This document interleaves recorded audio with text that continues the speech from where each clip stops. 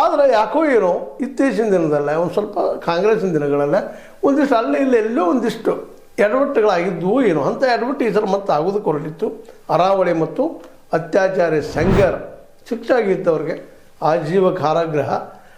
ಎರಡು ವಿಷಯದಲ್ಲಿ ಯಾಕೋ ಏನೋ ಒಂದು ಹೈಕೋರ್ಟ್ ಆಗಿರ್ಬೋದು, ಇನ್ನೊಂದು ಸುಪ್ರೀಂ ಕೋರ್ಟ್ ಆಗಿರ್ಬೋದು, ಎಲ್ಲೋ ಒಂದಿಷ್ಟು ಎಡುವುದು ಏನು ಅಂತೇಳಿ. ಮತ್ತು ಇನ್ನೊಂದು ನಾವು ನೋಡ್ತಾ ಇರ್ತೀವಿ ಇಲ್ಲ ಭಾಳಷ್ಟು ಸಲ, ಒಂದು ಕೆಳಗಿನ ಕೋರ್ಟ್ ಆಗಿರ್ಬೋದು, ಅದ್ರ ಮೇಲೆ ಜಿಲ್ಲಾ ಕೋರ್ಟ್ ಆಗಿರ್ಬೋದು, ಅಥವಾ ಹೈಕೋರ್ಟ್ ಆಗಿರ್ಬೋದು, ಅಥವಾ ಸುಪ್ರೀಂ ಕೋರ್ಟ್ ಆಗಿರ್ಬೋದು, ಒಂದೇ ರೀತಿಯ ಡಿಸಿಷನ್ಗಳು ಬರ್ತಾ ಇರೋದಿಲ್ಲ. ಯಾಕೆ ಅನ್ನುವಂಥದ್ದು, ಯಾಕಂದ್ರೆ ಸತ್ಯ ಎಲ್ಲ ಒಂದೇ ಇರ್ತದಲ್ಲ, ಒಂದೇ ರೀತಿ ಯಾಕೆ ಇರೋದಿಲ್ಲ.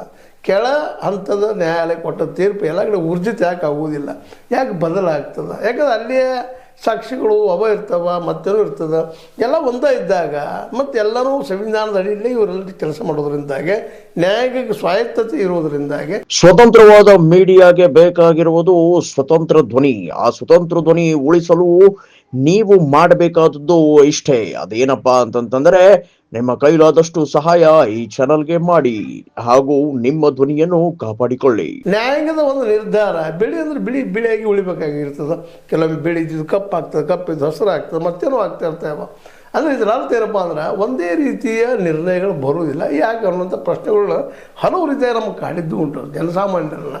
ಯಾಕಂದರೆ ನಮ್ಮ ಸಂವಿಧಾನ ಇರೋದು ಇಲ್ಲಿಯ ಜನರ ಸರ್ಕಾರವನ್ನು ಜೊತೆಗೆ ಸರ್ಕಾರದ ಜೊತೆಗೆ ಶಾಸಕಾಂಗವನ್ನು ಎಲ್ಲರೂ ತಮ್ಮ ತಮ್ಮ ಕೆಲಸ ಸರಿಯಾಗಿ ಮಾಡ್ಕೊಂಡು ಹೋಗೋದಕ್ಕೆ ನಿಗಾ ಇರ್ತಿರೋ ಒಂದು ದೊಡ್ಡ ಸಂಸ್ಥೆ ಅದು.